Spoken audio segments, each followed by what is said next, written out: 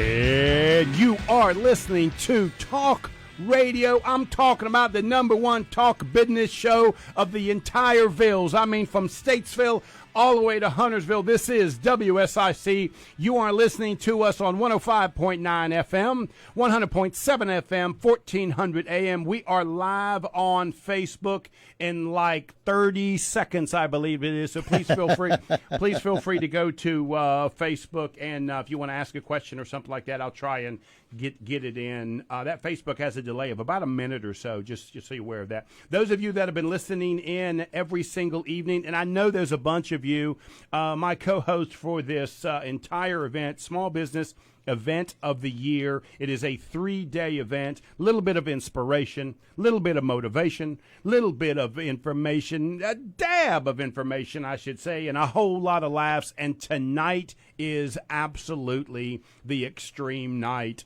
Whether he likes it or not, Steve Gilliland, I'm calling him my friend, whether he likes it or not, Bill, he is your favorite speaker that we have had of all of our small business events, is he not? Now, you know Chuck Gallagher is in the studio listening to what you just said. Chuck is a great speaker, too, but tonight we got Steve Gilliland. Yeah, he's one of my favorites. I don't care what Chuck says. Steve is the man. Now, I'm just going to tell you that right now, just here. And to prove the point, Steve is the number one sought after speaker in the entire country. Now, he speaks all over the world, you understand. Yeah, absolutely. But he is absolutely the man, and you're going to figure that out. You're going to figure out why in just a short period of time. He's going to talk about being able to emerge from this challenge. He is a very relevant speaker, which is why I just truly admire him and can't wait to get him on. We're going to talk to him in just a second.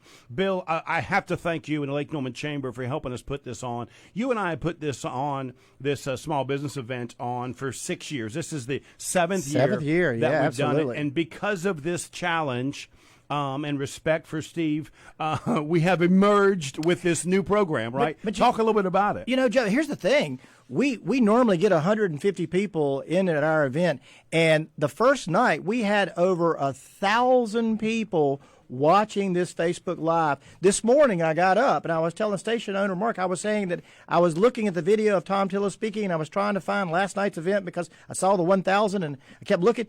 That was last night's event too. 2,000 people watching this program. And I think that's just Facebook Live. Forget all the live radio, right? Forget all of that. Live radio, it's on the Charlotte Channel station. It's YouTube, absolutely. It really is turned into a wonderful event. You and I talked about this and whether Chuck knows it or not. Now I see why you were nice to Chuck, because we may want to do this every year from here on out. Well, you were dissing him a while ago. Now he's your favorite speaker. Now he's your favorite speaker, right? Now I see why you are such a master. I understand why you were petting on Chuck. I got it. Bill, thank you so much. I really appreciate that. I want to reach out to all of the people at WSIC. This is not an easy task. They have to work with Chuck Gallagher. He had put together a studio. Steve is in the studio, as professional as you can get. Chuck and Mark, the owner of the station, have worked hours and hours of time, tirelessly trying to put this together. There are 4 people in the studio for the last 3 days that have made this happen. We've kept them up late at night to make this happen. So we've got to thank Mark and WSIC, because this just doesn't happen. This really does take a lot of effort to put this on. So I want to thank him for putting up with me and you. That's a bigger thing. That's absolutely correct. Let's introduce Steve and bring him to this conversation, if we haven't offended him already and he's already left the studio. Well, the night's early. We can do that. That's right. Steve, I'm going to try and do this, buddy. Steve Gilliland. Did I say that correctly? You did. Steve, thank you so much, my friend. I really appreciate you doing this. You know, this is the second time in a row that we have taken advantage of your good nature, and it's not because of me. It's because your good friend Chuck has committed you to things like this, and there's one thing I'm positive of. You must be the most honorable friend, loyal friend that is humanly possible, because every time I call Chuck and ask a favor, he says, no problem, I'll get Steve to help. Yeah, and you always say yes. He has a good way of doing that. The only thing I knew that he was up to something was he started out by saying, "There's a huge opportunity for you," and every time he says that, I know I'm headed to Greenville, South Carolina to do something in his studio. Well, I can't tell you how happy I am that you again agreed to help us, buddy. You were our #1 speaker of all time for Lake Norman Chamber. And since Chuck spoke. Since Chuck spoke. Keep remembering that, Joe. I'm sorry, Steve. We do have to pat Chuck a little bit because we're going to be tapping on him a little more for that studio. But Steve, you've just been phenomenal. I want people to get to know you personally. You were on my local BizNow show, and we talked a little bit. The last time we talked, you were building a barn. So tell me a little bit about your life and what has happened since all of these changes have happened. Well, it's always around our house. It's what's the next project. And one of the things that I'd always wanted, I like living out into the country. I like, my wife and my wife, Diane, I'll say hi to her. I know she's watching live on Facebook. We always wanted to live out. We live in a great neighborhood, great neighbors, but we live on the end of a cul-de-sac that has 26 acres. And I like my toys and I like dirt racing. And so, I've got my go-karts and my four-wheelers, but it was always one of those things, where do I put everything? And I had a building over here and a building over there. And my son, Josh, who lives in Pennsylvania, said, hey, Dad, I got an idea. He said, why don't you build a barn? He said, and my son, Josh, is extremely well gifted and crafted at building as a builder. And he said, I'll just come down for a week. So last spring, we started to build this barn. It was a project. He literally by himself with another person put it up. I was the cheap labor. All I simply did was, carry a little of this, carry a little of that. Right. I've got a lot of tools, but I have no idea how to use them or what to do with them. And my friends and family always say, just describe it by shape and he'll bring it to you. So that was my contribution to the barn, but we finally got it up and we're kind of excited that we have something that's, I call it the barn. My wife calls it the toy shed. Well, Steve, you are the perfect person to end this event with because you are a phenomenal speaker and you have a way of bringing things to life, and also you're at the heart of this problem, buddy. I mean, you and the people we're going to talk with later tonight are absolutely at the heart of the biggest downturn in the economy as rapidly as I have ever seen in my lifetime. So you are practicing what you preach. Evidence of that is you and I are not standing in front of each other as you're again speaking at my small business event. We're doing this through Zoom at 2 different states away, right? So talk just a little bit about how that has affected you personally, because you are practicing what you preach by being here today. Well, and for everybody listening, if you didn't hear me last year when I was in Cornelius at the Peninsula Club, if you didn't, it goes quick and my introduction is fast and I get into the content, but I appreciate this time we're having right now because what most people don't understand is I have a small business. I don't have a lot of employees, but I am your typical United States small business owner. We applied for the PPP, the payroll protection plan, just like other small businesses did. And as you'll hear me even say, we're going to face the next challenge in July, because the PPP is going to run out and we're going to have to figure out how do we create the revenue. And I know a lot of people look at me and say, well, wait a minute, you just talked about building this barn and your toys. Well, yeah, it's like all of a sudden life comes to a screeching halt. And when the revenue isn't there, yes, I'm an author, a best-selling author. You can find my books on Amazon. But who's buying a book on Amazon right now? Is that the expendable income? We might need to call. We might need to call your son back and have him build some rooms in there so we can rent them out, just in case. Well, yeah, and at this point, it's become evident that virtual. There's going to be a percentage of presentations that are done virtually. And, the Society of Human Resource Management Conference just this Monday canceled. And it's a conference that I have spoken at. I garner a lot of business from that conference, and it canceled. And Paychex, the payroll provider, they were going to have me do an appearance in their booth. It's like a domino effect. One drops, the next one drops, the next one drops. And before you know it, you're going to hear me say some things tonight, to the business owners, to the entrepreneurs, to the people that are out there. I really appreciate both of you, Joe and Bill, identifying before I speak. I'm right there with you. I mean, I am in the midst of it. I mean, my wife and I have been on our knees. We have prayed. We have, we are right there saying, you know what, one day at a time. You know what? Don't get to Friday before we figure out today. Let's just figure out today. Let's do everything we can. But it has been a struggle. It's been a challenge. So we've got a special intro that we want to play. We're going to take a break, Steve, so you can get set up, and then we'll come back for your presentation. Thank you, guys. I appreciate you having me.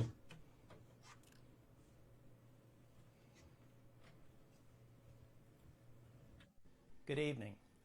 Tonight is the conclusion of 3 nights of outstanding programming honoring our small businesses, coordinated by WSIC, Joe Vagnone, with Inline Business Brokers and the Lake Norman Chamber. In addition to last week being a salute to small business, it was also originally designated as the North Carolina Travel and Tourism Week. In 2018, domestic visitors spent a record-setting $25.3 billion. More than 45,000 businesses across the state directly served travelers, and over 230,000 jobs were directly supported by tourism expenditures. Joining the program tonight is my dear friend Sally Ashworth, the Executive Director of Visit Lake Norman.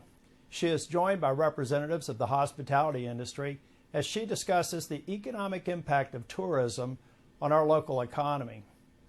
Like many areas of our beautiful state, the Lake Norman region has much to offer to tourists, and the travel industry is an important part of the economy.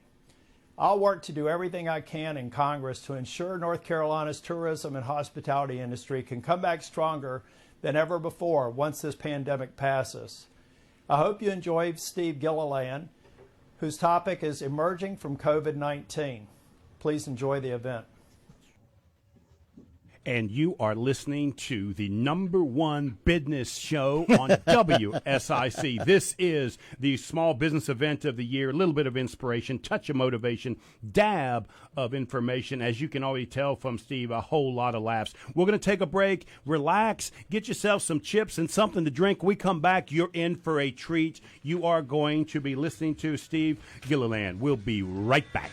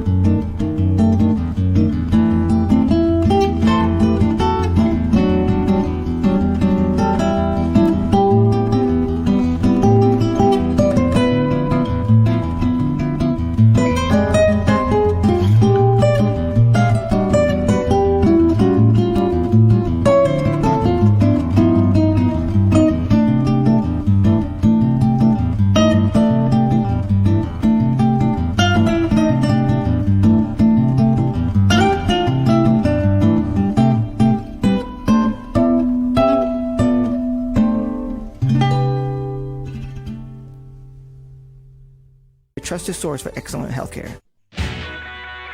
And we are back. You are listening to WSIC 105.9, 100.7, 1400 AM. If your employees are working from home, I know most of them are. The question is it safe? Call the IT professionals at WinCourse Technology, and they will be able to help you. WinCourse.com. Bill? And Joe, JSCM is locally owned and operated, but available wherever you are. Let them protect your business from hackers and cyber criminals. Connect with them online, jscmgroup.com. And now the guest speaker, Steve Gilhan. Take it away, Steve. Hey, thank you, Joe. Thank you, Bill. It is an honor to be here, coming to you live from Greenville, South Carolina.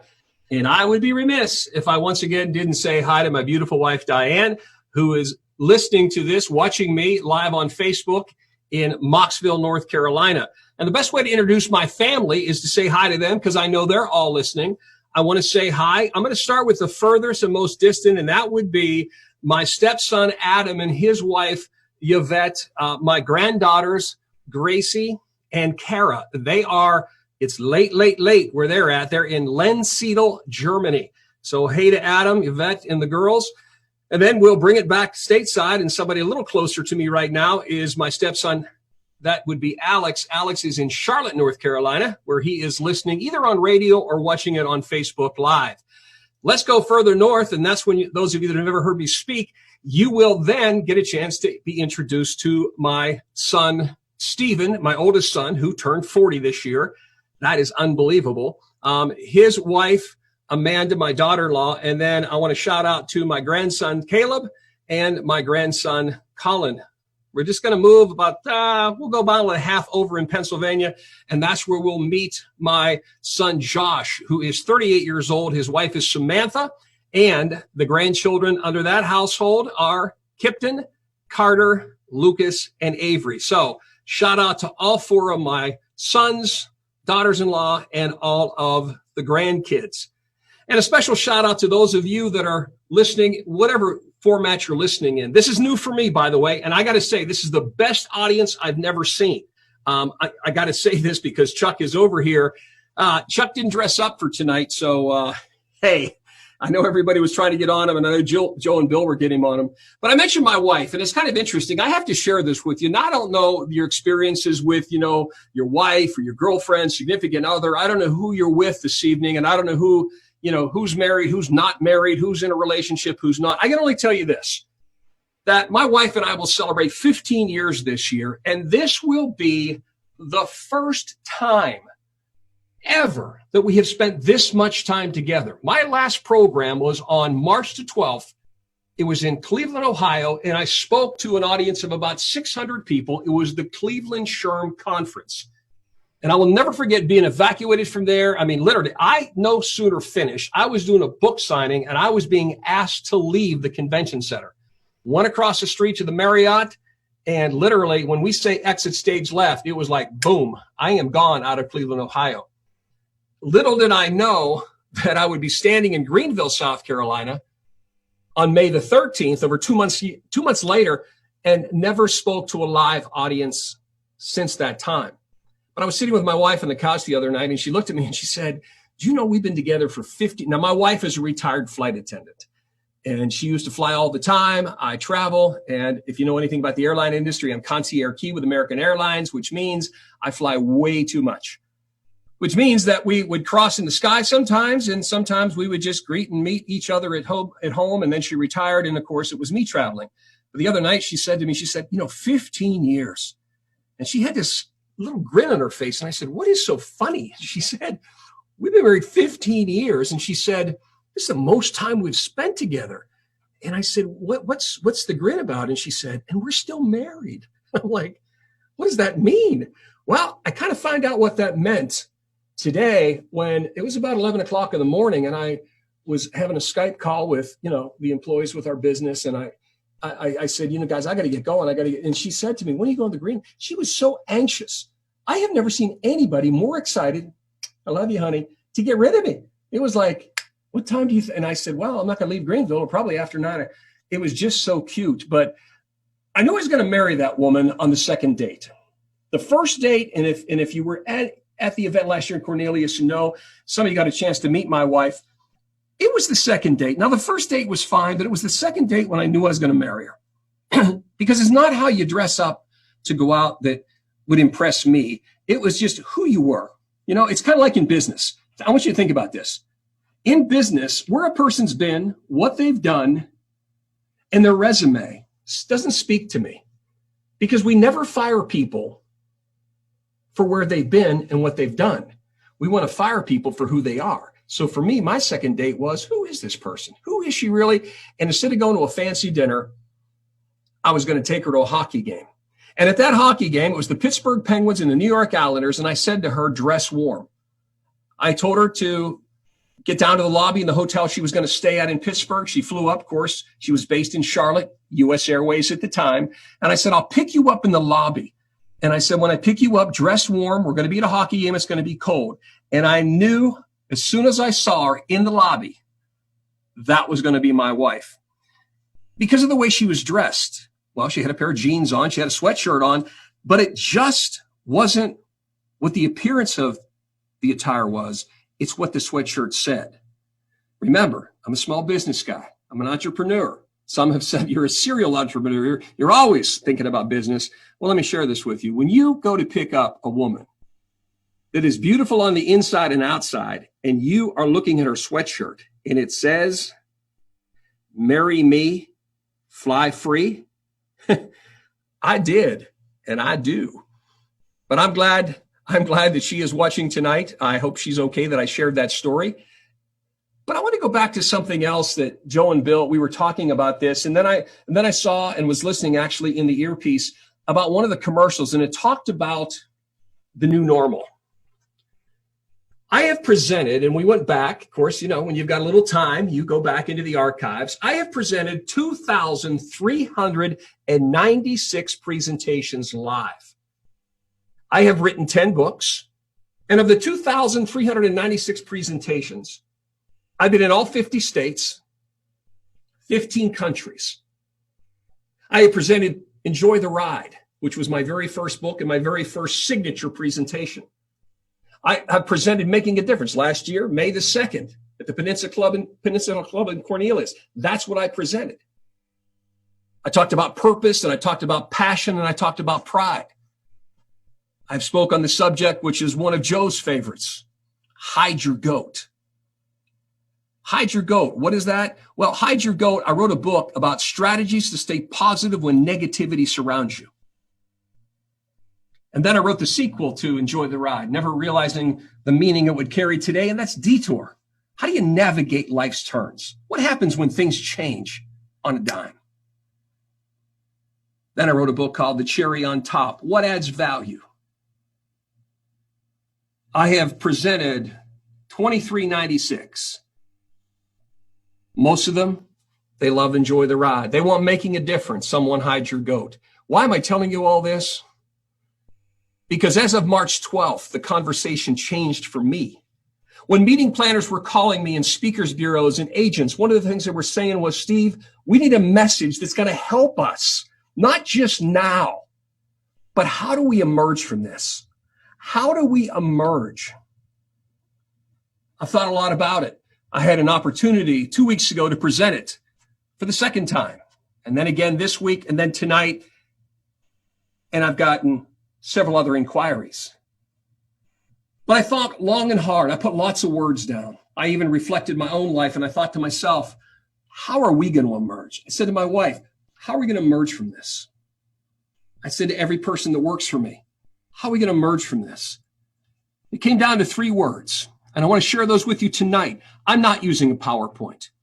I'm not going to say I'm sorry, and I'm not going to say anything other than I just want you to listen with your heart, because that's where I'm speaking from.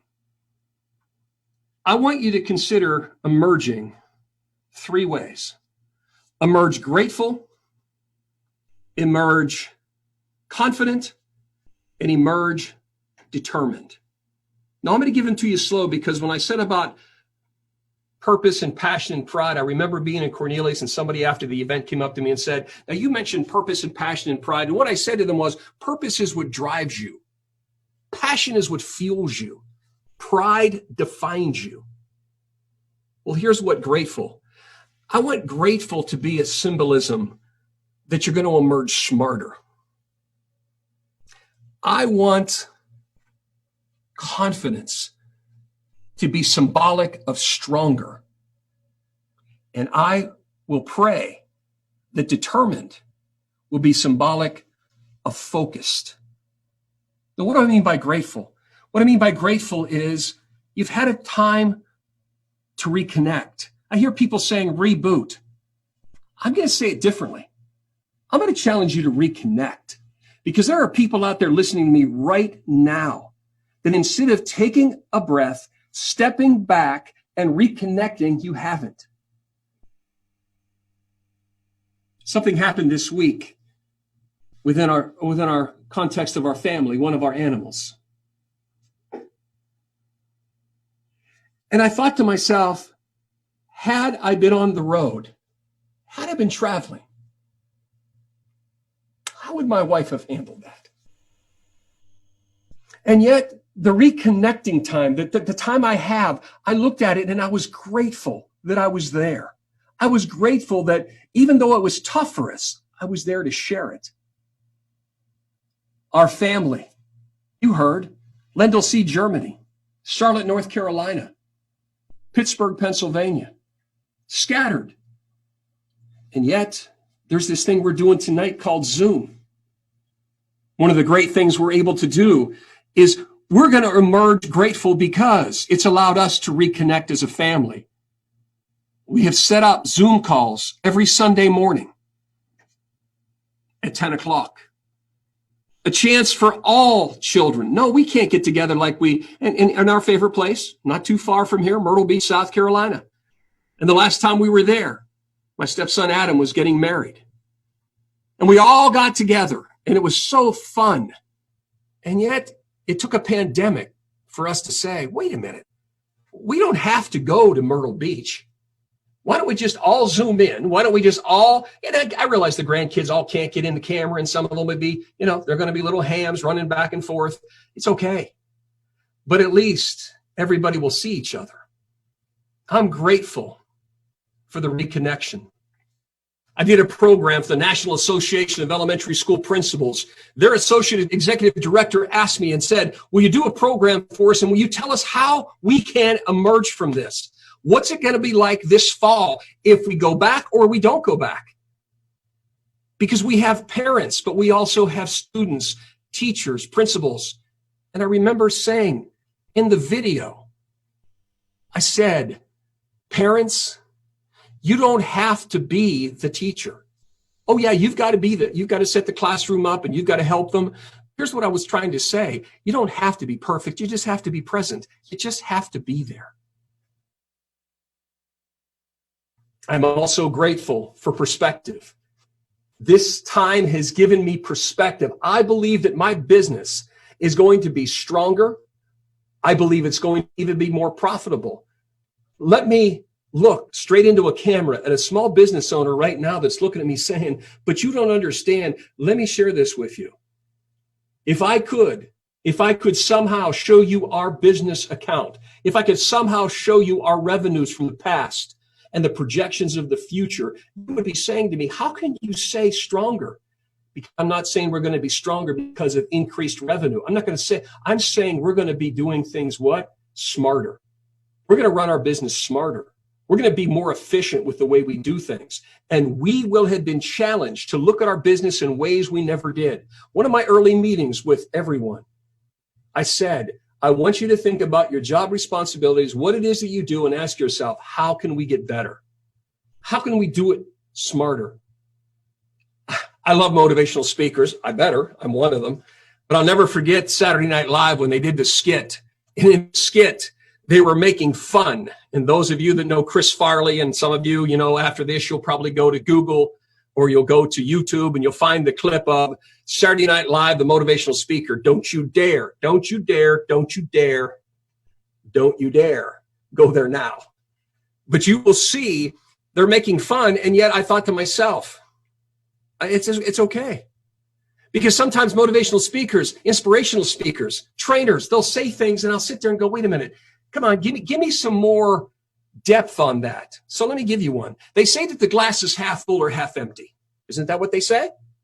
Well, let me share this with you. The glass is half full or half empty, depending on whether you're pouring or drinking. It's perspective. And what this pandemic has done for me has given me perspective. And I've still laughed a lot. I still laugh a lot. I think of Taco Bell, and one of my favorite fast foods is Taco Bell. I am Mr., and I will tell you where it is on 77. They know me. They may not know me by name, but they know me by face. Is the Troutman, exit 42 off of 77. That's my Taco Bell. Why? Because I'm coming back from the airport so many times or going down. So I love Taco Bell. So this is not a slam against Taco Bell. It's just sometimes you actually say to yourself, who in the world hired that person? I'm going to go to Taco Bell. I was in Lubbock, Texas, and I will never forget it was late at night, and the kid at the cash register, he's the only one in there that I can see, and he sees me coming in. He never moves. He never moved. He's like slumped over the cash register. He looks at me when I finally got to the front, and he said, "Sup?" And I said, "What's up?" He said, "You need something." I said, "I want a beef burrito, but I'm worried." He looked at me and said, what are you worried about? I said, "I don't think you have the energy to actually go get it." You know what he told me? This young man told me he was burned out. Excuse me for saying it this way. If you don't know me personally or have never heard me speak, I looked at this kid. I said, "You're not burned out." He said, "How do you know?" I said, "You've never been lit. You have to be lit." And yet, what's my perspective through all of this? Some things don't change. My wife and I were out the other day, and she looked at me and I looked at her, and because when we were dating, and I know this sounds silly, but there's those moments you get with the woman you love and you say, "Hey, let's just do something we used to do. Let's go to McDonald's and let's get those double cheeseburgers." Her and I, it was always, we'll get a double cheeseburger. We'll split an order of fries. Now, that may not, be what floats your boat, but for us, that was always our little treat. We're going to get a double cheeseburger. We went to McDonald's the other day. I'm not going to tell you where we went. And again, I like McDonald's. I mean, you can tell, I like all fast food. We went to this McDonald's, and this kid, and if you ever had this happen to you, this kid literally says this. He's like, I have no idea what he said. Have no idea what he said. And I've always made a joke about that because I said to myself, how can he not speak clearly? Now, what I do is if I have my children, or especially grandchildren, I'll just, if somebody says this to me at a fast food restaurant, I usually go, "I want a chicken." And what's funny is the reaction back. But this particular day, you got to love my wife. Miss Kindheart, when all of a sudden we couldn't understand what this person said, she said, "You know what that is?" And I looked and I said, "No, what is that?" She said, "Well, he has to wear a mask." And I went, "Are you serious? You're telling me that that's because he's wearing a mask?" And I'm like, "All right, just back off, Steve." We pulled around. Oh, he had a mask on. It's on his chin. Mouth exposed, nose, it's on his chin. And I wanted to say something, and I finally looked at him, and he goes, "Yeah," he said, he said it, I didn't make this up for tonight's program. He looked at me and said, "I have a hard time talking clearly with the mask pulled up."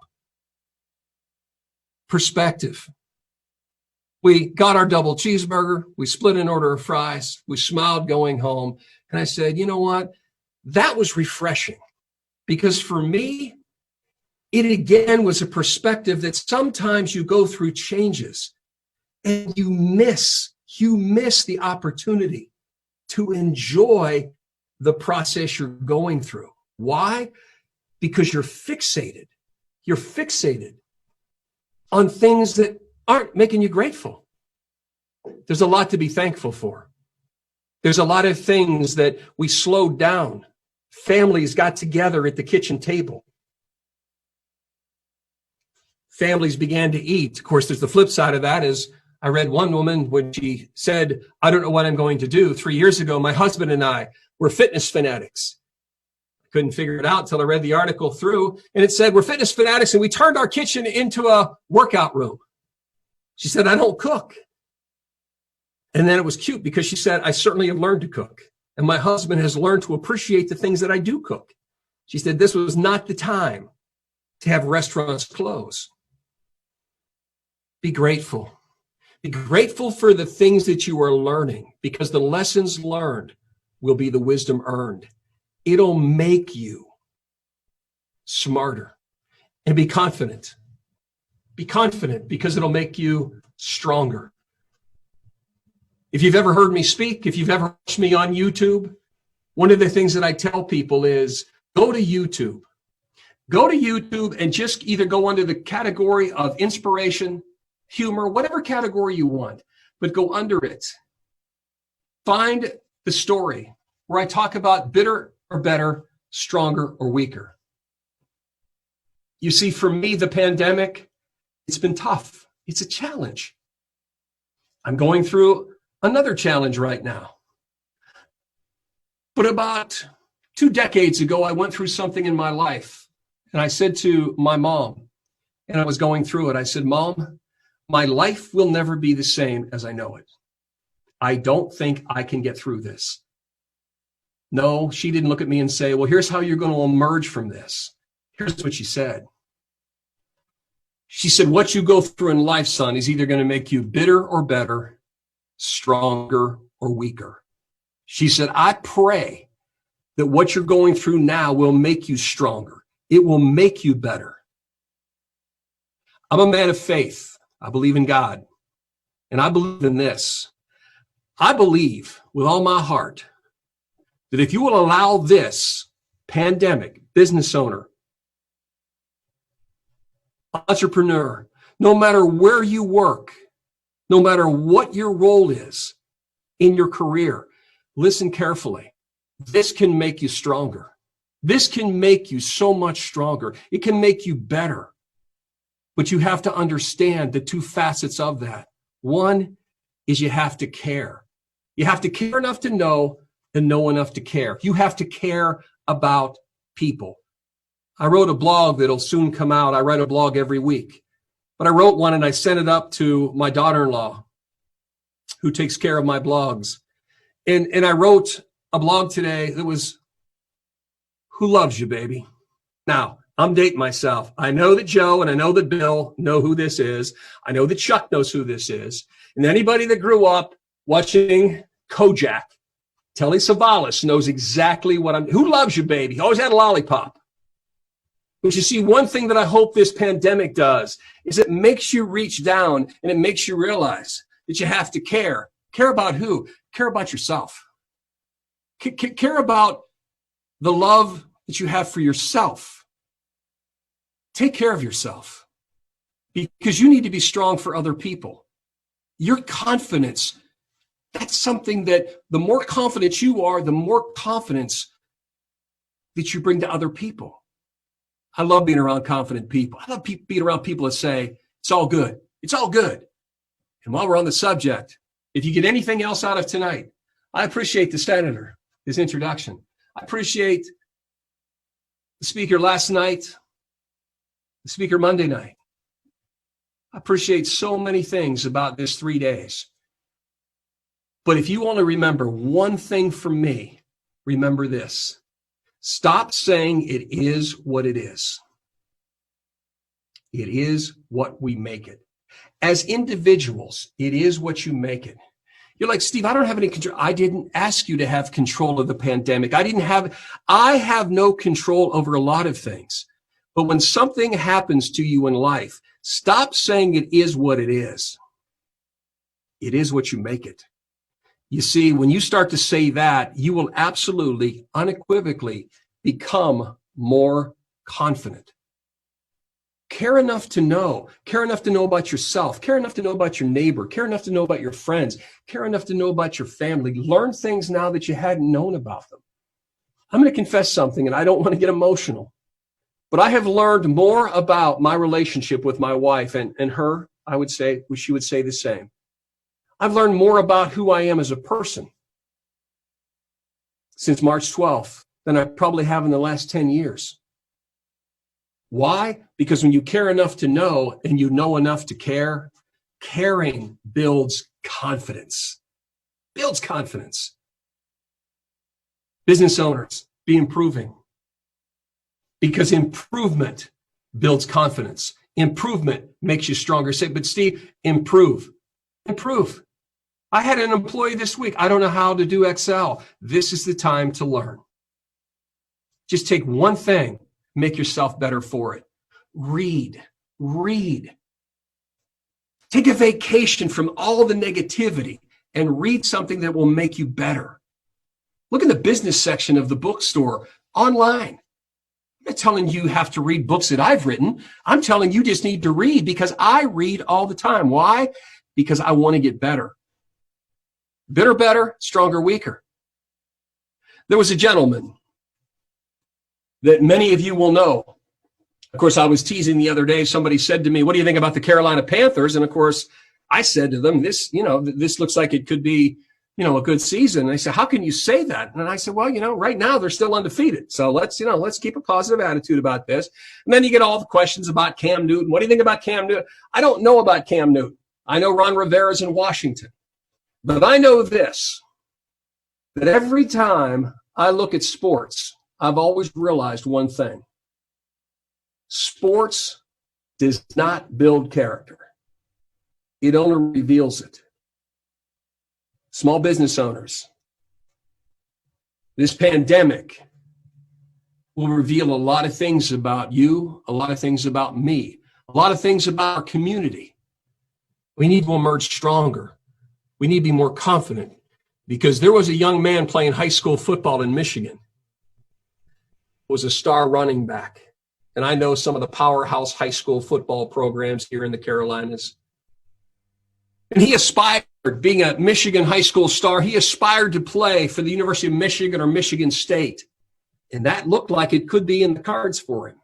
Because his junior year, he had a fantastic year as a running back. And then something happened. Change.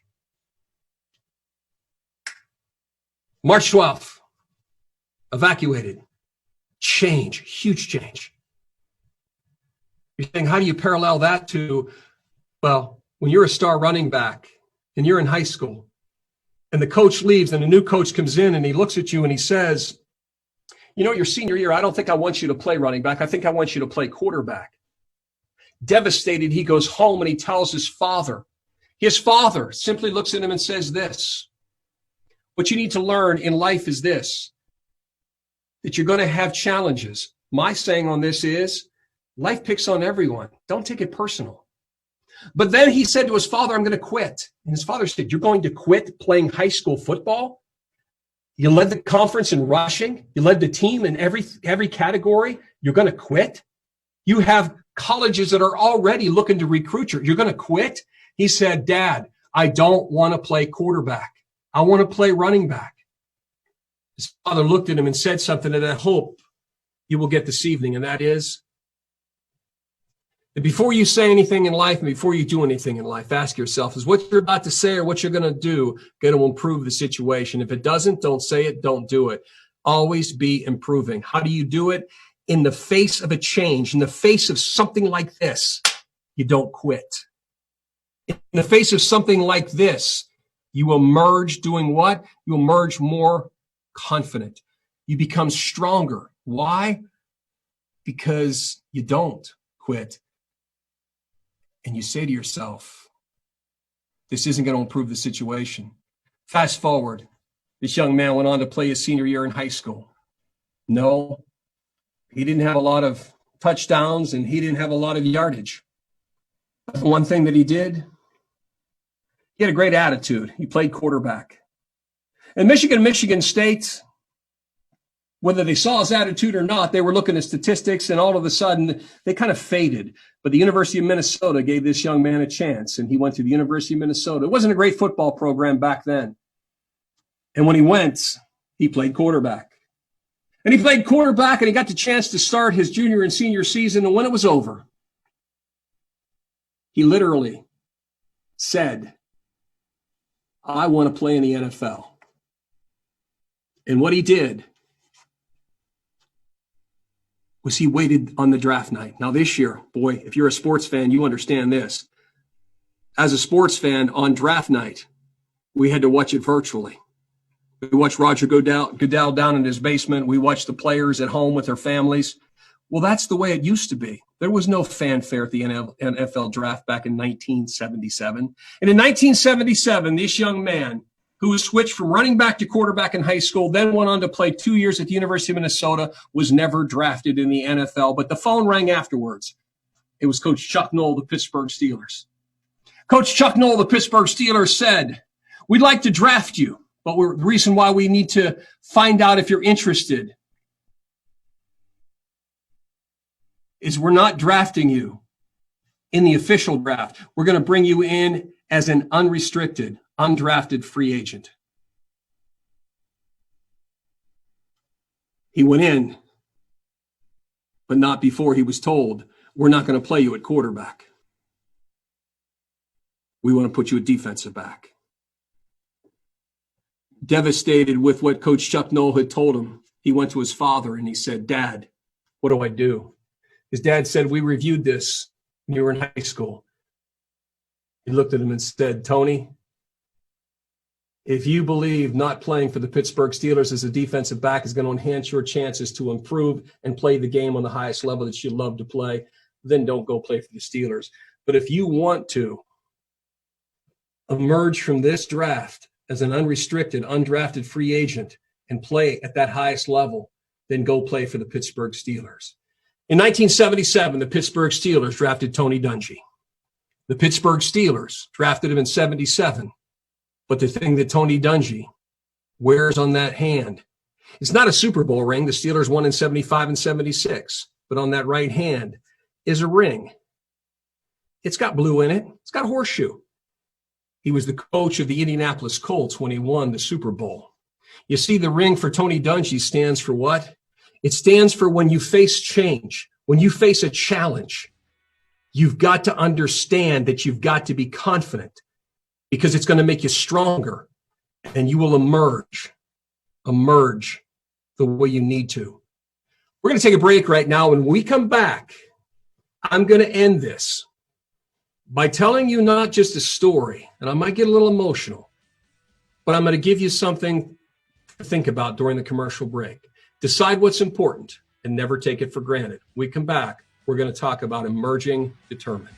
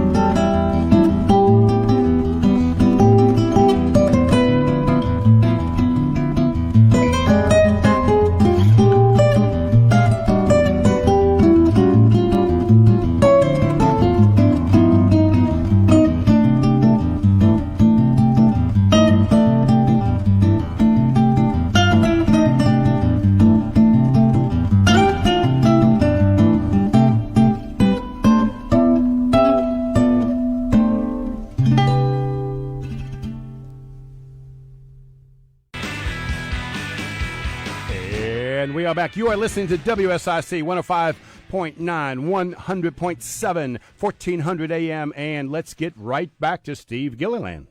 You there, Steve? I am here. Hey, thanks so much. Enjoyed the commercials, by the way, and I appreciate all the sponsors. I have to say that nothing is ever possible without the support of the sponsors and those that make these programs possible. So from the bottom of my heart, thank you so much for making this possible for me to be here tonight with you. And I promised you that when we came back, I was going to end this by making you focus on something that I was asked recently. I was a guest on a podcast, and on this podcast, and there was several viewers on this podcast. I know some people have that vision sometimes, the podcast of, how many are watching or how many are listening. This podcast had several viewers, and that's why when I was asked this question, I thought, boy, you want to talk about a question that really came to the heart of what I do professionally. Here was the question. In 21 years of speaking, in all the presentations, of course, I didn't have the number that I had for you tonight because I had never tabulated it. But in all the things you've ever said on stage, in all the things you've ever said in a radio interview, on a television interview, in all the things that you've said as you were talking during a book signing or somebody asked you for advice, if you could only say one thing, if you could only give one piece of advice, what would it be? Decide what's important and never take it for granted. Do you know what we all realized these last several months? That our health is a luxury. It's a luxury. And yet how many of us take it for granted? When I told you about what to be grateful for, and I talked about family, and I talked about the Zoom call on Sunday morning, when I talked about stop, reconnect. You see, I went into counseling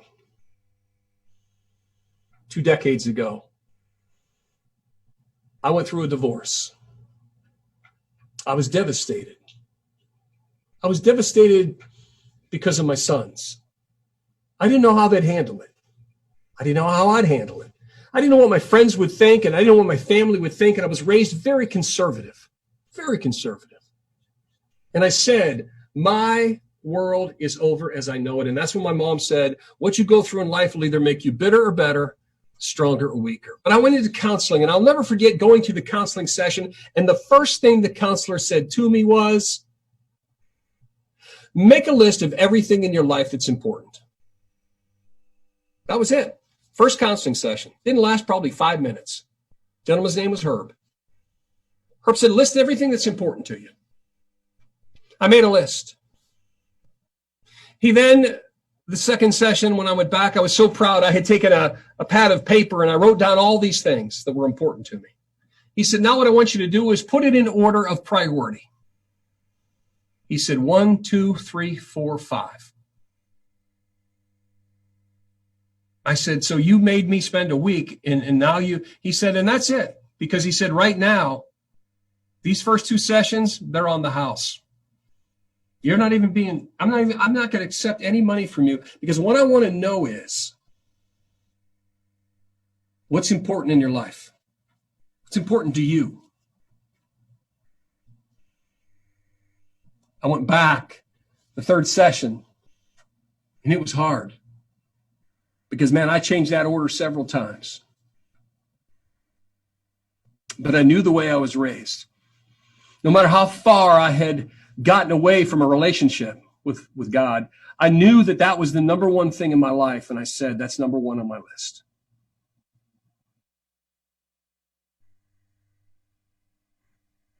I put my sons. I hadn't met Diane.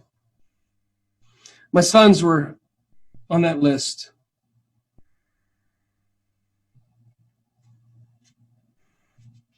I put my mom, my stepdad. When I finally shared the 5 with him, he then looked at me and said, I want you to write the number 168. He said, I want you to think about 168 in a term of, if you think of 24 hours times 7 days, that's the 168. And he said, now what I want you to do is I want you to think about those 168 hours, that last week you spent, and I want you to write beside each of those 5 things the number designated to how much time you spent on those 5 things.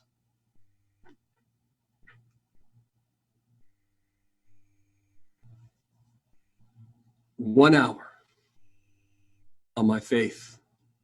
I was telling the world that my faith was so important to me.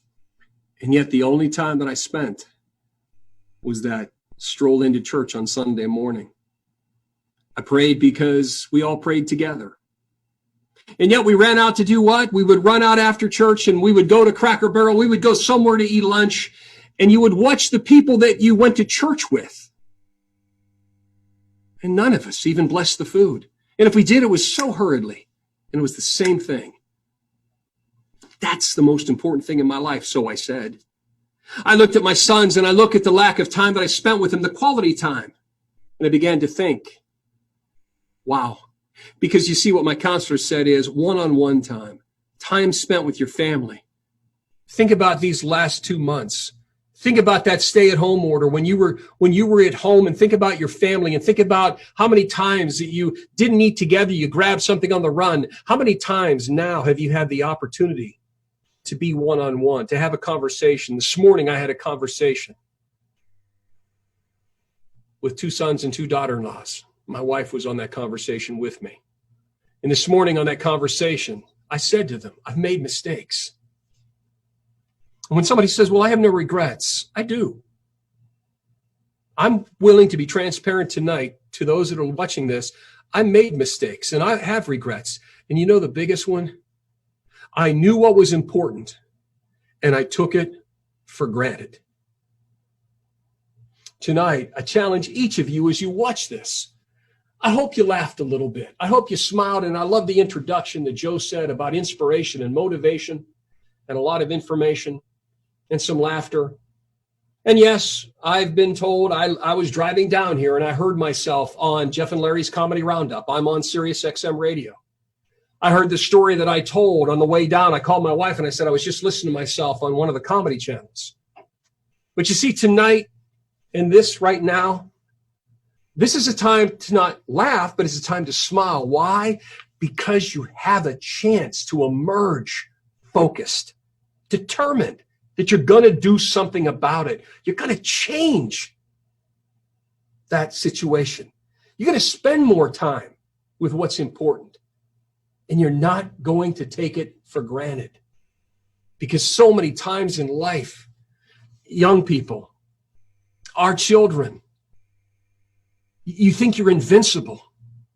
As I wrote in one of my books, I actually wrote it in the book Detour. I said, when you're winning, you think you're invincible. That's why you spend what you spend and buy what you buy, because you think you're invincible and there's no big deal. That's why you maybe make a purchase that you shouldn't have made. That's why when you're running your business, it's like, oh, well, I made a mistake, but you know what? I won't do that. No, right now you're going to be smarter. You're going to be more confident, but you're also going to be determined. Why? Because you're going to be laser focused on what's important. What really, truly is important? I've had a lot of conversation about this lately. Because you got to know what's important. And you can't take it for granted. Because I've taken things for granted. But I'm telling you, who's ever out there tonight, I'm telling my family and my friends, those days are over. One thing that this pandemic has taught me that has been an invaluable lesson is to stay focused, to be determined, to be the person that you always knew you were, but you weren't that person so many times in front of people. Why? Because it was always what was next, what was next, what was next. No, what's now? You see, when I tell people live more for today and less for tomorrow, never about yesterday, I'm telling you from my heart, it's not about yesterday. When I never knew, I swear to you, I never knew Joe was going to ask me about that barn. I never knew that we were going to talk about even something about go-karts and four-wheelers. I never knew, but you know what? I'm glad he asked me.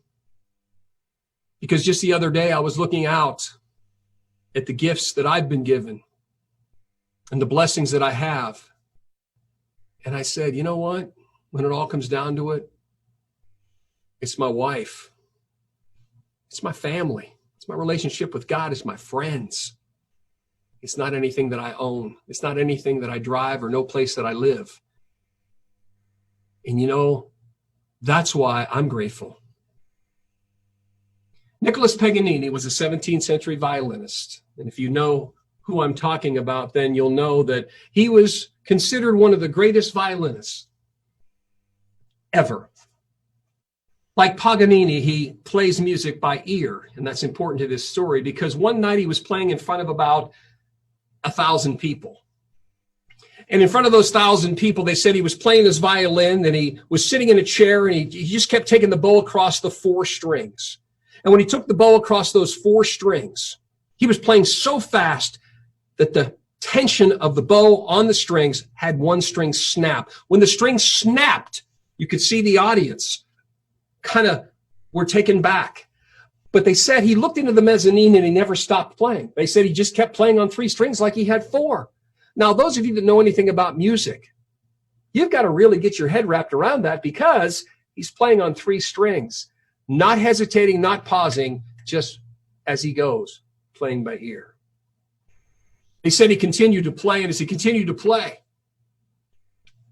he was playing so fast that the tension that he put on the remaining 3 strings caused the 2nd string to snap. They said, when it did, the string snapped. They said this time Paganini looked up into the mezzanine, and when he looked up into the mezzanine, he shut his eyes, and he played the bow across the 2 strings. He never stopped playing.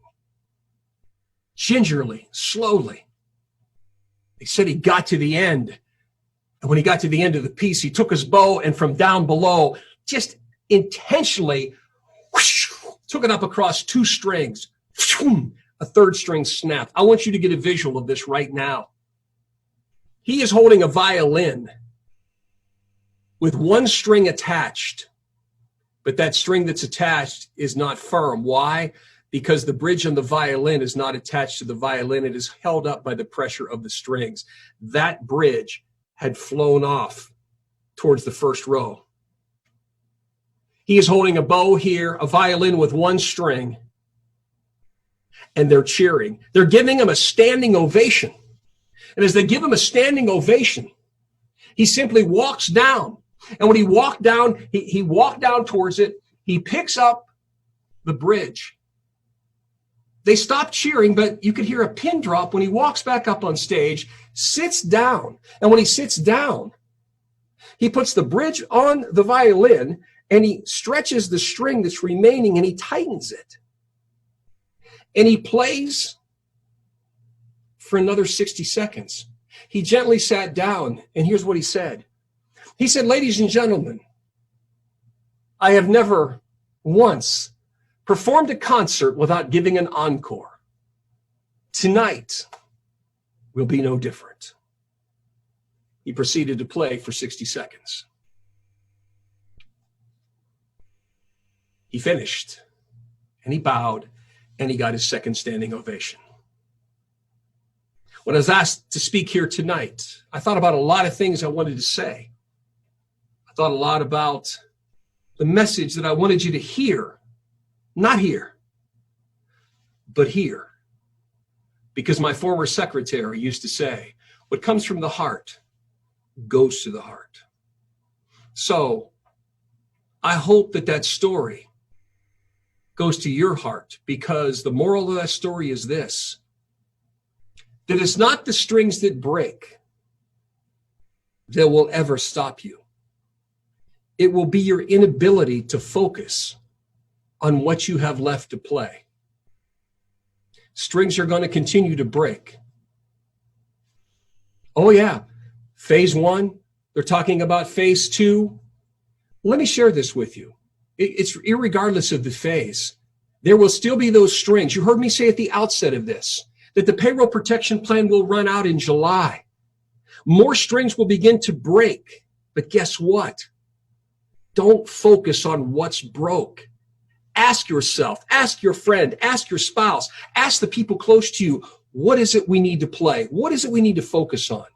And that's what you stay focused on. Because you see, 2 decades ago, I didn't have Diane. But I had 2 knuckleheads named Stephen and Josh. And I stayed focused on them.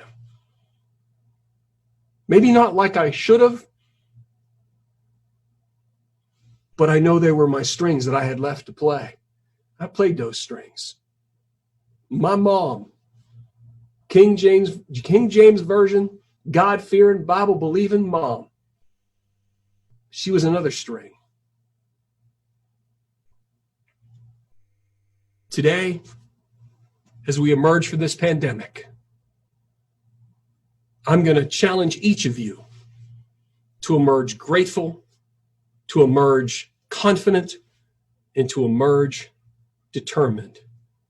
Because it's going to make you smarter, it's going to make you stronger, and it's going to make you more focused.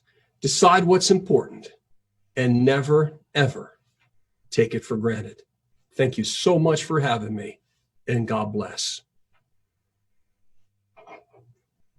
You just heard Steve Gilliland, one of the most in-demand, top-rated speakers in the world and a member of the Speakers Hall of Fame. Let's take a break, and we'll be right back, and we'll speak with Steve in a absolutely powerful roundtable discussion. You're listening to WSIC. If it's WSIC, say it, Bill. Your business matters. We'll be right back.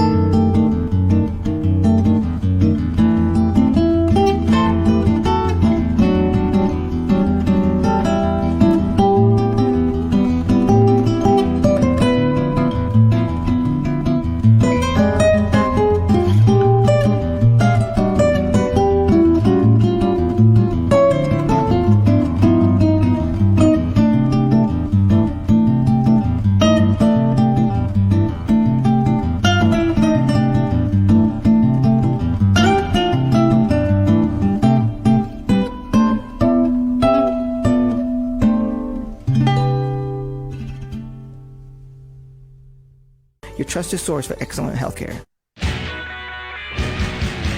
And we are back. You are listening to WSIC. You are listening to us on 105.9 FM or 100.7 FM or 1400 AM or live on Facebook. I now have everybody on Zoom and Bill Russell in the studio. I'm going to introduce them one by one. But, Bill, before we get started, let's go straight to Steve. Steve, somebody said, man, you saved the best for last, and I agree, buddy. And Powerful.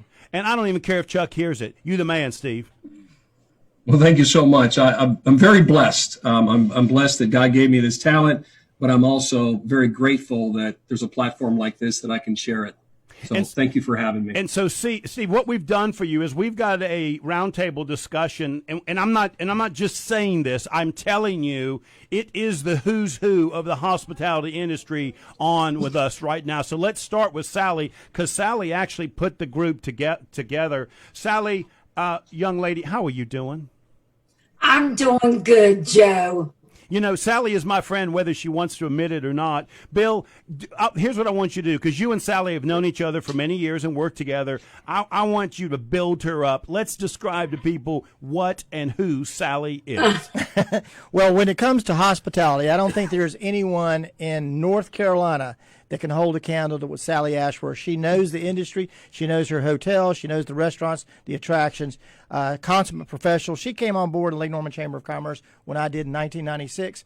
Then on the board of directors. And in 1997, she became our marketing vice chair. And later on in 2001, created Visit Lake Norman. And I'll tell you what, the impact that organization has made on the Lake Norman region is phenomenal. We really appreciate it. And like Steve said, we're grateful for Sally. Yeah, and I just want to remind everybody, you know, when Tom Tillis was doing his intro, every day he said, my friend Bill, my friend Joe. But when he got to Sally, he said, my dear friend Sally. So if you haven't recognized that, Sally got a little pull in North Carolina. Yeah, Tom's showing a little bit of love there. Yeah. So thank you, Sally, so much. I really do appreciate. And then Sally has put this group together. The next group person we're going to talk to is Vinay Patel. Vinay doesn't know this. But he and I got a little bit of history together. I'm gonna quiz him in a second. Vinay is the principal of Shree Hotels. I happen to know his organization is one of the top minority owners of Marriott properties in the world. He owns, I don't know, what is it, man? Is it 30? How many is it right now, buddy? We're at 24 with 3 under construction right now. Yeah, and here's my question to you. How old were you, and do you remember when I was Santa Claus in your family basement for a company function? I'm embarrassed to say, has it been 25 years? It probably has been. I talked to my cousin Naresh, who you went to school with. Yes. Just to get a heads up on you. That's not a good thing. He explained, he goes, yep, he was Santa Claus. And I was not necessarily in my diapers. I think I was finishing off high school. Okay. And in my first year of college. Okay. Well, I have fond and very strong positive memories of Shree Hotels. It actually probably is the only company I ever worked for a short period of time. I actually operated the Days Inn that you guys had on 77 for a short period of time until you guys realized I just can't work for anybody else. You had to get rid of me. But Vinay, thank you, sir, so much for being here. I genuinely appreciate you. Are a wonderful organization. It is not only family run. It is absolutely an organization that takes care of its people, and you guys have been doing that for many, many years. So thank you for being here today. Top notch. I appreciate that. Thank you. And the next we have Joe Douglas. Let me just put it this way. Joe is the entrepreneur that everybody is going to be looking to, right? He has built many, and I mean many, businesses and franchises over the years. Now somehow he's got to keep them going, right? Our Entrepreneur of the Year, actually, for the Chamber of Commerce, yeah. And so when we talk about Joe, we really are talking about the person that absolutely knows and understands small business. He is the guy that's been building organizations and companies. 131 Main, Cowboys, both of those are in Cornelius, many restaurants. Tenders. And Joe, thank you so much for being here, sir. I really do appreciate it. It is an honor for you to be here because I know it can't be an easy time for you right now, buddy. Well, I appreciate it. Yes, it's a challenging time, but we're getting through it. So let's do that. Let's. That's what I want this conversation to be about. Let's kind of talk about that, Joe. Let's just start with you because you've got a lot of different brands, right? So you're doing different things at different brands. Can you talk about what that looks like right now? Well, we have 5 restaurants. We have 4 131 Mains, and we have Cowboy. And, of course, on March 17th, everything changed. I still had the same position, but my job description changed. So what I did on March 16th is nothing like what I did on March 17th. So it was a total function of figuring out, okay, what's next, coming up with an action plan very quickly, identifying what the steps are, and then disseminating the steps. We moved really, really fast on getting the team engaged on what we needed to be focused on. Well, Joe, one of the things I noticed, because you understand I love tenders. You understand it. Tenders is delicious. You understand that, don't you? So I appreciate that. Thank you. So I go by there as much as I can. I call it often for the DoorDash. So that business is continuing. Is revenue staying strong because of the type of business that it is? Well, on the tender side, we let go of that asset several years ago. So we're not directly involved with it today. As far as 131 Man and Cowboy are concerned, we chose not to do curbside or to go initially because we just didn't really understand what that meant financially to the organization and also to our teammates and as far as safety is concerned. And so we really kind of sat back for a little bit and just kind of observed, just kind of pulled ourselves in until we got our PPP funding. And then once we closed on those loans, then we had a clear path moving forward. And we started our curbside, which has been extremely successful. Right. Joe, but I got to know, is the banana cream pie, is it still on the menu? Is it going to be there for me this weekend? Well, it's the only dessert on the menu right now, so we are lucky. I made that call because I said, there you go. I love that stuff. So, Vinay, let's talk about it, buddy. Do you have a whole bunch of empty buildings right now? I mean, tell me what's happening in your world. Well, you know what? It was the same thing. I did an interview with Spectrum on March the 12th, and I was asked the question, how's this compared to 9/11 and how's it compared to 2009? And March the 12th, I said, you know what? It doesn't feel as bad. And then Sunday, March 15th happened and we fell off a cliff. Yeah. Literally fell off a cliff, right? All of our CBD hotels, downtown Charlotte, we have properties in Cincinnati, right in the Central Business District. And then anywhere that was a corporate transient market, literally business fell off to, 1, 2 rooms, no rooms a night. But then you have these purpose-built hotels like the Residence Inns that was 7 rooms. I mean, March was good for us in Huntersville at our Residence Inn because we had the Duke Energy cleanup crew over there.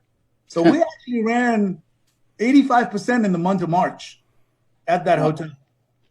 But then April came and that came down.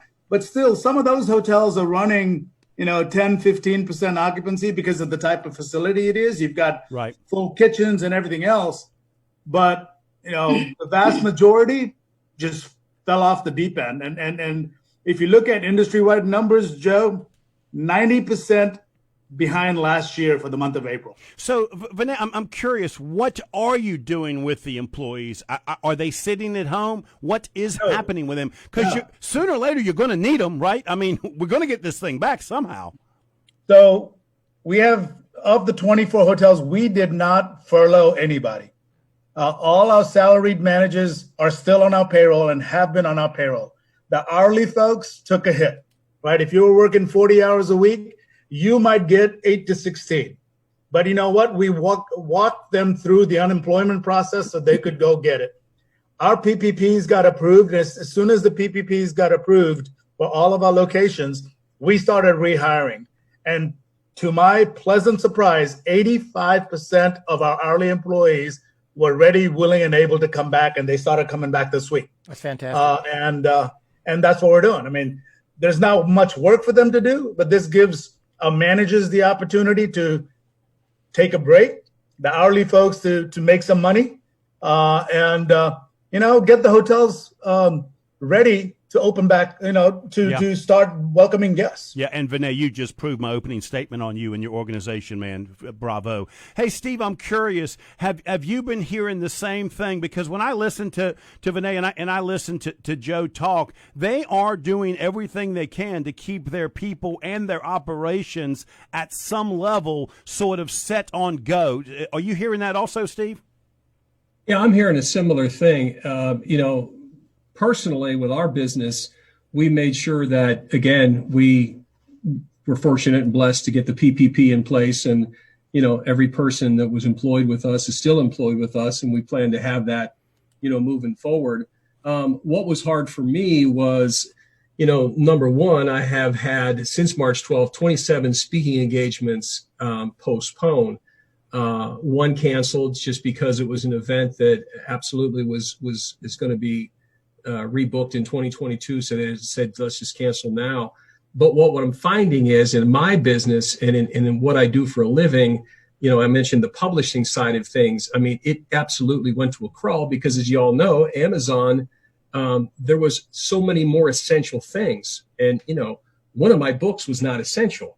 I find that almost impossible, Steve. That your well, my wife says I'll argue with you about how essential your things are, but I said that's what's happening is Amazon was focused on what really people were after. So our distribution center would get an order every week, and right about mid-March, it was almost the same story. By April, we weren't getting a weekly order for anything. It was like whatever was in that warehouse, that's what they were going to do. Right. But it's really been tough because all the peripheral businesses, San Diego, the convention center was that huge, 18,000 human resource professionals were counting on it. And when you hear that Freeman, the supplier of trade shows that does all the skirting and all the supplying of those vendors, 700 of their events had canceled. And as one person said, even if everybody goes back to work at the first part of June, it's not enough time to have an event on June 28th. It goes back to what I had said. It was a domino effect. It just one affected the other. My business, I eat out. So everybody in this panel, I mean, hotels, I live in hotels, the airline industry. So it was like I wanted to patronize. And I have, by the way, I will say this to the restaurant, owners. I'm the type of person that at least on Friday and Saturday every week since it started have tried to go and order from a restaurant and then even give a little bit extra. And right. I've even said here, right. Give this to the staff. I want to make sure that they're taken care of. Steve, we're shoulder to shoulder in this. I'm an absolute testament to that, too. I'm keeping Lake Norman restaurants in business. I want to tell you, Mecklenburg County actually did their stay-at-home order before the governor's order came. And immediately when the Mecklenburg County stay-at-home order, Visit Lake Norman, they sent their staff home. And I'm like, well, geez, where are they all at? Within 24 hours, Sally and her staff had canvassed the Lake Norman restaurants and found out what was going on. Sally, explain a little bit about what your folks did at Visit Lake Norman. Well, I tell you, first and foremost, Steve, I was listening to you and you were talking about going into these hotels, and you stay in so many of these hotels every week. And we thank you, because that's what our business is about, is placing these people in these hotels and in these restaurants. And to what Bill alluded to earlier is we really got on track with the restaurants, as we are very close with. And we called each one of them and asked them exactly what they're going to be doing. And we kept following up with them. So that way, when people would call us, we would tell them to go into the website, at it, and if they're open and what they were serving. So it was very strategically planned, and it still is, where we've created, it's called a virtual tip jar that we're trying to help these servers. We know how important, and truly talking about, Steve, when you were talking about being determined and grateful, let me tell you something. The hospitality industry has been hit very hard, and we have to rebound, and we will be better when we have that done. We've had 4 major events that have canceled, which equaled over $2 million. And we now since placed them in October. But just like Vinay and Joe were talking, it's been a challenge, but we know that we will be better when we come back. You know, Sally, when you said that, Vinay's face just dropped. You know, he's like, oh, man. Joe, I'm curious, buddy. Are you talking to some of your other restaurateurs? What does a reopening that sounds like it's going to be some kind of scale back look like? Because not only can you open the doors, you got to get my wife and brother comfortable to going back inside eating. What does that look like? Well, I think a lot of people are doing different things. I spent some time on the phone this afternoon with my friend Tom Sasser, who runs Harper's, and I talked to some of the other restaurant business leaders out there and see what they're doing. Our position basically is we're going to obviously focus on making sure the guest is safe, making sure our teammates are safe. We're going to follow what's required from the North Carolina requirements, the government, North Carolina government. But we're really going to focus. We're going to take our own path and really focus on doing what's best for our guests, and we're going to decide what that looks like, and we're going to be totally focused on their safety. Everybody's doing it a little bit different. I'm a little bit of a contrarian, so I assure you, come the 22nd, you may look over my restaurant and say, they're doing what?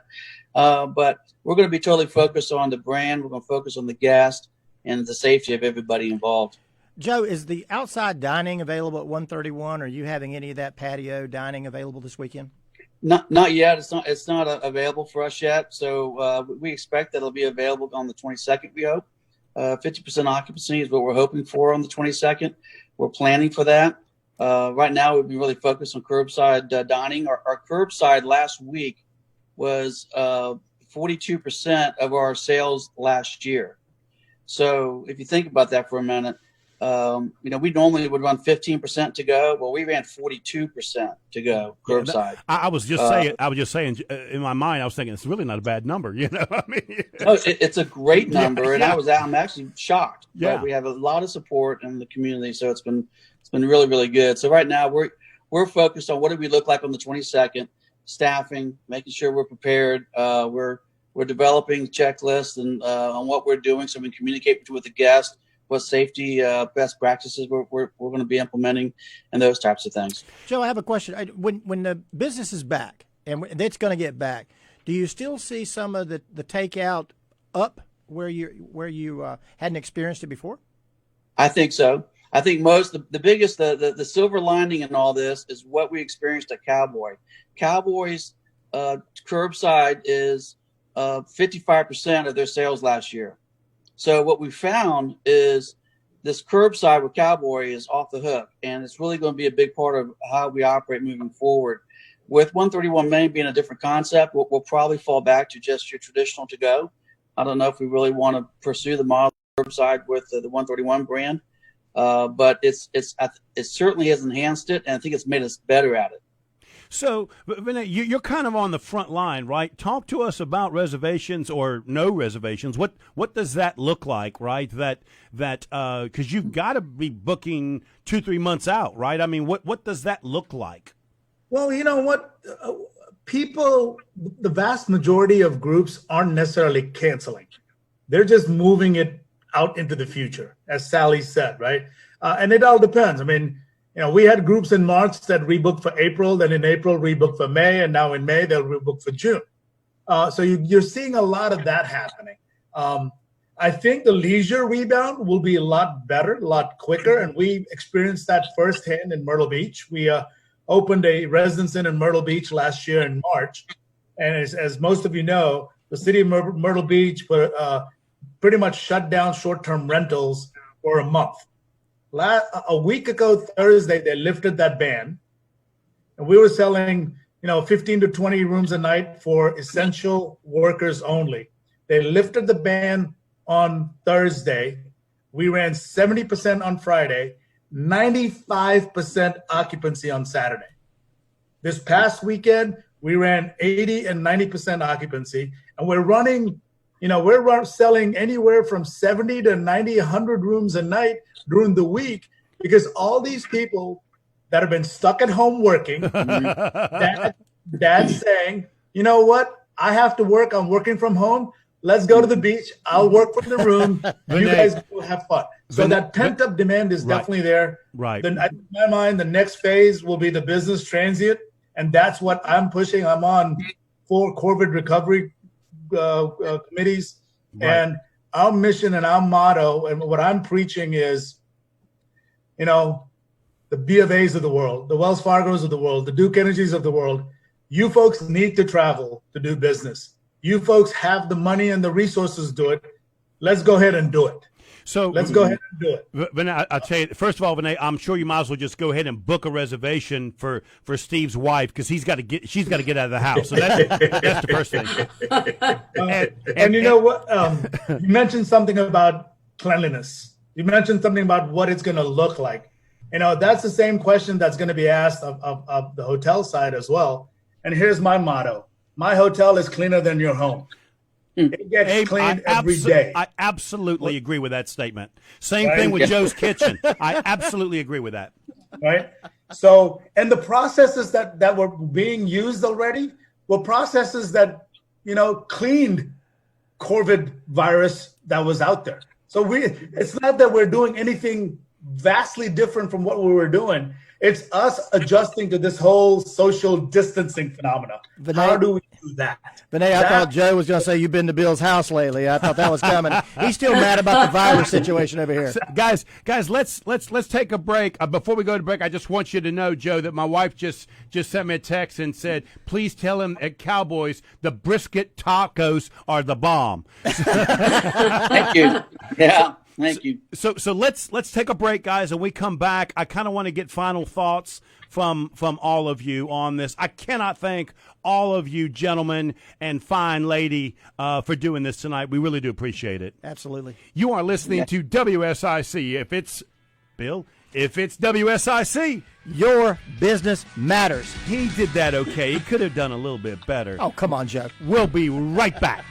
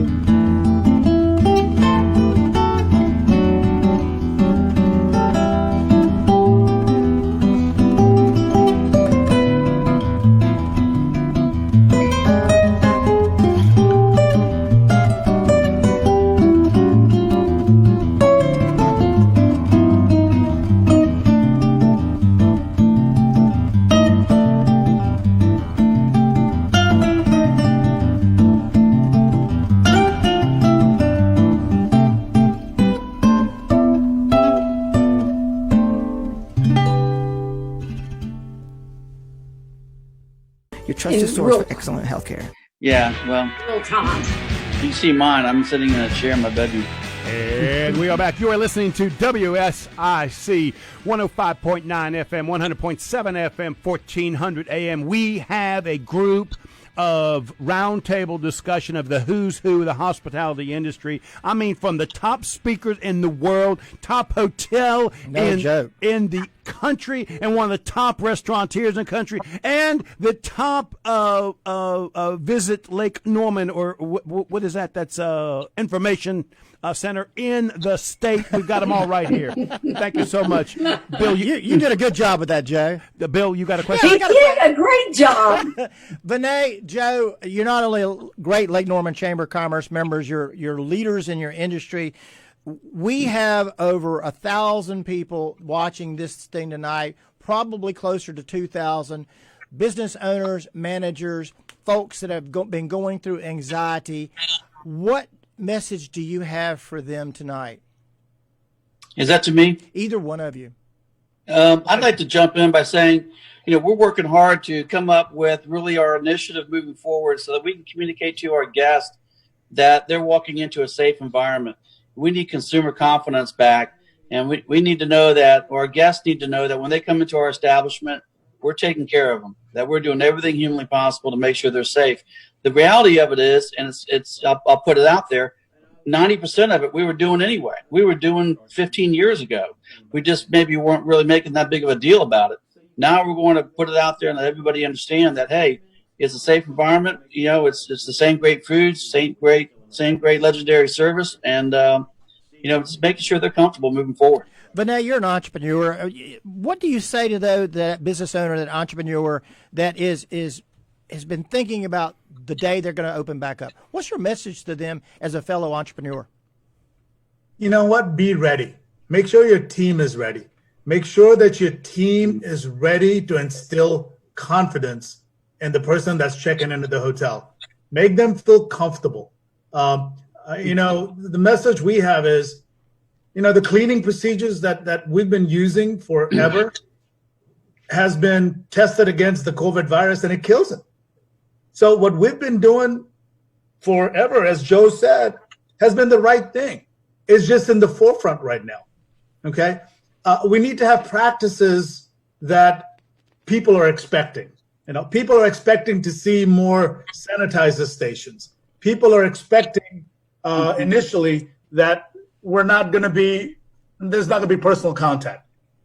I'm not going to take, you're not going to exchange credit cards. You're going to swipe, you're going to go straight to the room. Whatever those sentiments are, this whole idea of physical distancing, all of that.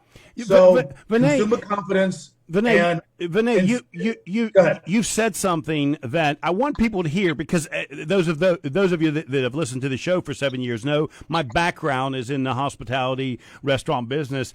Everything we've been doing for 50 years kills this virus. We've been creating, sanitizing. Half of our staff goes to a sanitation class before we even put them to work. So we don't need the education. The providers, the employers don't need the education. We've been doing that for years. We got to educate the customers. Yeah. The customers for two things. Right. For two things to know, and Sally, just so you know, I'm coming to a question for you, okay? And there's two things. First of all, we want to educate the customers that we are training and have been training our staff for years, and that we are prepared to train them on what they need to do, and we are experts at that because we've been doing it for years. Here's my question, Sally: how are you going to help us do that, right? We need Visit Lake Norman to help us do that. Walk us through, because it's no secret the confidence of my big brother, right, to get him back in Cowboys or get him to the beach, right, is a challenge. So how are you going to make him feel comfortable? Well, I think, Joe, the very first thing that we will do, and I know that Vinay and Joe do, is we have to listen to our people as far as our citizens that are coming in. And we have to instill in them, just like when we talk about the hotels, we know Ecolab is the main cleaner of the housekeeping, and they know what is the strict protocol in making those rooms clean. And with the restaurants, the same thing. So I think it's critical to look at our other destination marketing organizations like we have and learn from what they have done, because some of them are a little bit ahead of where we are. And we've taken some of those best practices and we will implement them in the Visit Lake Norman. But mostly it is instilling the people to understand that it will be safe, and we want them to be comfortable, and we want them to travel. I mean, that's what we're all about. It's education. Travel is business. This week was the National Travel Tourism, and this was a different time. We had to do it all on the website, but we, again, just like Steve was saying, we are learning. We are good today, but we're going to be better tomorrow. Vinay, did you want to say something, buddy? Yeah, I mean, I just want to echo what Sally said. Right now, the consumer doesn't want to see advertising about travel. At this point in time, every bit of research I have read says no. So that's why you're not seeing anything about travel from anybody. When the markets open back up, that's when the promotion, the marketing, the advertising, with that safe, clean, good to go, right, messaging is going to go out, and that's what it needs to be. Vinay says we're good to go, safe and clean. We're good to go. And speaking of Joe Douglas, this old cowboy is going to be taking it on home pretty shortly, and we're going to be wrapping up. But I wanted to say, particularly for Steve Gilliland, I'm grateful. I am grateful every day when I come to work at Lake Norman that I work beside industry leaders like Vinay, Joe, Sally Ashworth, all of you guys. I'm grateful to WSIC for giving the Lake Norman Chamber of Commerce this opportunity, and I'm grateful for everyone who listened in over these last 3 days. Bill, you're just saying that because Sally's tight with Tom Tillis. I'm grateful for Tom Tillis, too. Guys. What else? I'll say this one quick thing about Senator Tillis. Yes, ma'am. Tom he knows travel and tourism, and he backs our industry 100%. He sure does. If I could pitch in here, yes. Tom was a big help. His office was a huge help for us. And if not just as a conduit for information, Tom's office was tremendous. Yeah, I remember having his first fundraiser at our hotel when he was running for speaker. And there was a time when I was a marked man in North Mecklenburg. I dared, when I was first time around on Sally's board, I dared not come into Cornelius and Mooresville because people are out to, some of the elected officials at that time were out to get me. So and you think that changed? I think it did. I think good. Our leaders in North Meck finally understand the value that travel and tourism brings to the area. Well, it's huge. I think what we're all saying is, and we said this, we interviewed Tom Tillis a couple of weeks ago, an exclusive talk with him, and one of the things we talked about it, we all know him as a friend, as a community leader, sure, absolutely. So to see this guy, this Pop Warner coach, this baseball coach become the North Carolina, the state senator, it really is a wonderful, warm feeling that we've got somebody that absolutely protects our back. And, Bill, the one thing that just brought a warm feeling to my heart was, and Joe, you said it best, if somebody needs help with the PPP, Tom Tillis's office is wide open and ready to help you. Yeah, he is. Yeah, we've only got a minute, guys, and I'd like to give it to Steve Gilliland to go ahead and close this out, buddy. My final message for everybody would simply be, number one, stop giving people permission to ruin your day. There are so many good things, so many bright things, so many things to hope for. There's just too many naysayers out there. So, as I said when I was speaking, just kind of turn a deaf ear to the negativity that's out there. Err on the side of common sense. But my main thing I want to close with is saying to everybody on this panel, everybody that's listening tonight, that have listened for the last 2 nights, fill your own cup first. You can't fill someone else's cup until you fill your own first.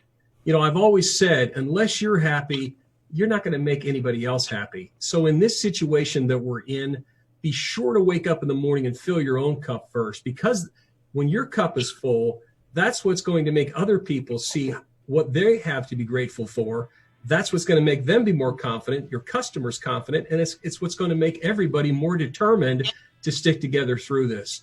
And my final thing would be, if you need some more inspiration, just visit my YouTube channel, because we have worked hard at making sure that a message that you hear it's only there for one reason. It's just to help people and provide them with hope and encouragement. Thank you, Steve. You're listening to WSIC. This has been a small business event of the year, and you were just listening to the top leaders of their industry.